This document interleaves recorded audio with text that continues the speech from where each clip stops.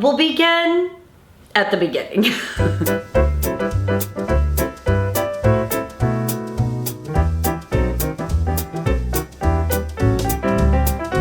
What up, you guys? Welcome back. I'm very excited because I feel like this project, well, for one thing, this is Sherwin-Williams Color of the Year debut. And I thought, shoot, I have to finish this project. We got the Color of the Year coming out. I gotta get on it. What am I gonna do about this mantle? So this is less a story of how to build a mantle and one more of fortitude, moving forward and making it happen. So essentially, I built a mantle box, and it took me a long time, especially because of the crazy temperatures and me being at someone else's kind of mercy and literally figuring it out step by step. I was like, okay, well, what I do know is that I'm gonna have to figure out a design for this. Okay, so I'll do that. Okay, step 2, I know I'm gonna go need wood, so I'll go to the hardware store and see even how they sell wood. Like, does it come in pieces? Do I have to cut it?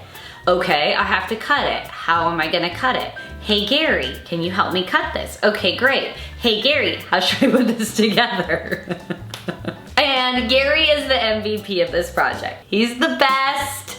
He's the person everyone can count on, and he's just the best. So thank you, Gary. Thank you, Mom, who also helped me amazingly, helped me put stuff in her car. I mean, everyone really came together and really pulled together this group project. So they really helped me build it.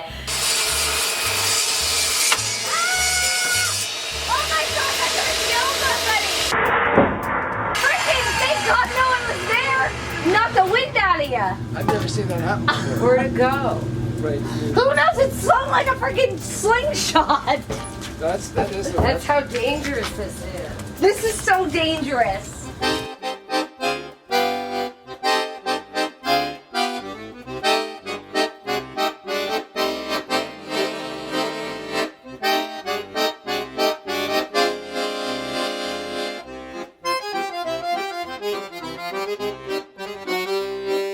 We are having record-breaking temperatures. It's 8 in the morning and it's 92 degrees, like 110 yesterday. So there's that.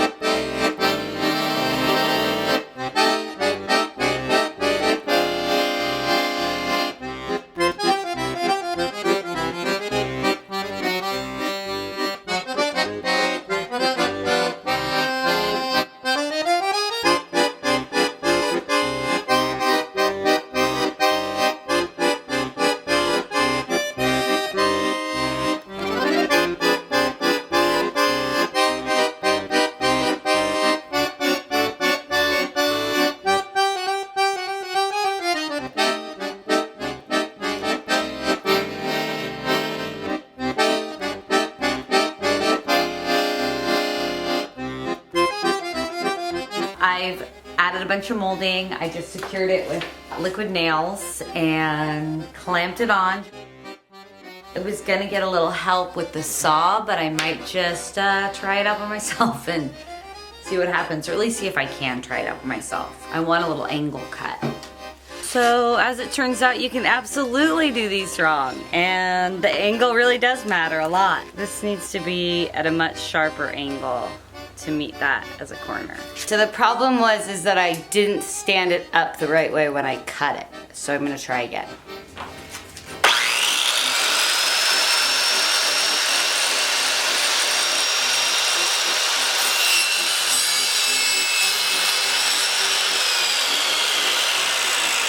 Waiting for the final glue to dry.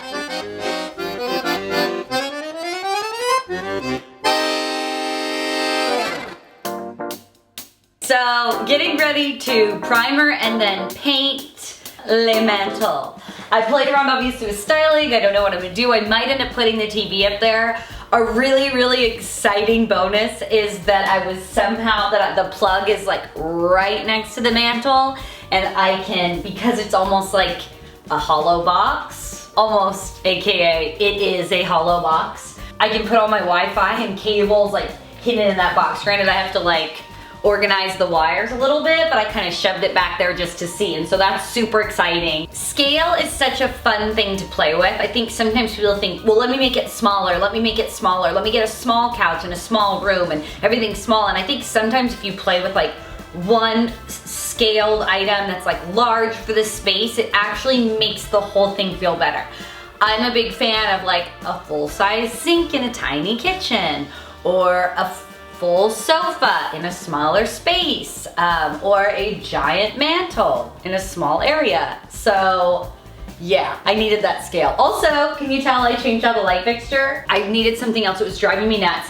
I did this as a DIY right when like COVID and lockdown started, and I freaking hate it. I literally filmed the video and was watching the video and was like, that looked better before. Like, I was horrified. So I never put that out. And I felt like this whole thing just drew more attention to the fact that I hated that light fixture. So I was like, this is easy. I got it from the hardware store yesterday.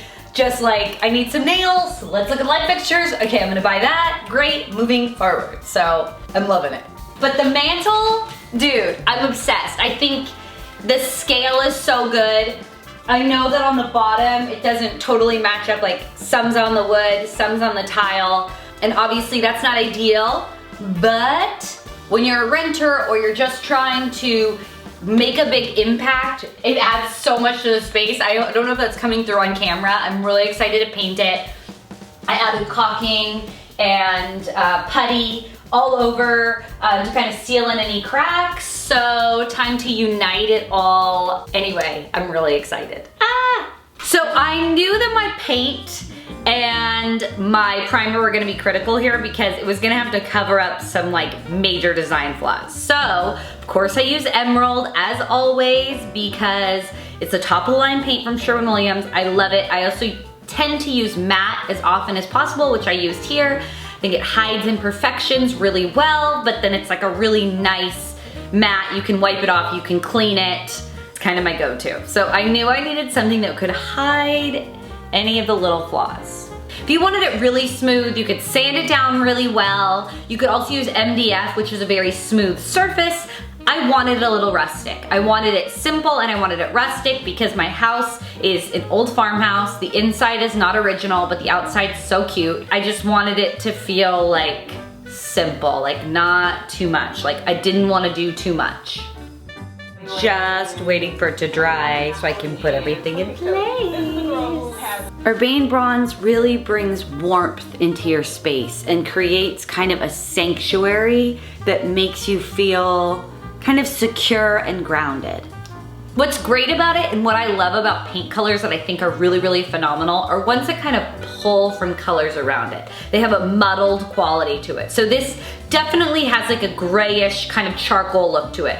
In the right light and next to things, it kind of looks a little greenish, and maybe there's a little eggplant, and maybe there's a little bit of brown, and maybe, you know, so it makes this really pretty rich color, and depending on what you put around it or your lighting, it can really change and has a lot of depth and dimension. I think it's so beautiful.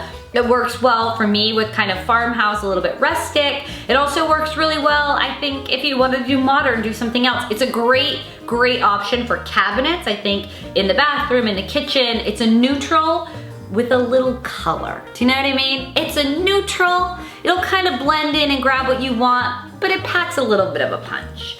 It's a neutral plus, a neutral extra. I'm looking at my mantle now and I just love it so much, you guys. I don't know if it comes through in the video, and I hope it does. It makes it feel so much airier and bright, and there's something about those wires getting put away. I never knew that was gonna be possible for me, and literally, it is possible. I can't believe it. So this is a great option for anyone. Literally, if you have a fake fireplace, if you don't have a fireplace, I had that weird brick thing that it was like, I gotta figure out something to do with this brick thing, and it's not quite working as a fireplace. So I had a little electric heater that looks like a fireplace and does a little flame, because I thought, well, at least it kind of has a fireplacey thing going on. but I needed a mantle, and I purposely played with scale. I purposely made it a bit bigger. I have kind of low ceilings. It just kind of plays with it. It makes it feel a little bit more grand. It makes it feel a little bit more architectural, has a little bit of depth. I love the peeking out of the bricks without it being like all brick all the time. I knew I couldn't paint the brick because I'm a renter. I knew I couldn't do anything that, maybe even putting in a new stove. I'd love to see like that painted white and do like a Malm kind of futuristic stove, but that's not what was happening. So this is make it work time. So what I love about this mantle and kind of doing something like this is that you can put it in your master bedroom that you wish had a fireplace.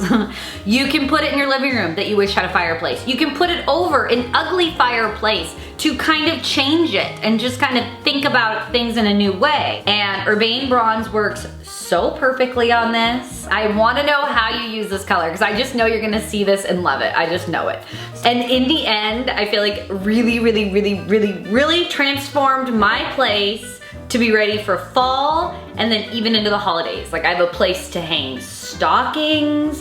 I have a place to put pumpkins. Yes, there's a couple things that are a little bit odd, but overall, it works so well in the space. And I also knew that Urbane Bronze would be pretty with my mixed metals. I thought, ooh, that'll be pretty with gold. That'll be pretty with kind of like a pewter or silver. It'll be nice with the brick. It'll be nice with black. It'll be nice with my alabaster walls. And I feel like they all play really harmoniously together. So I'm super stoked.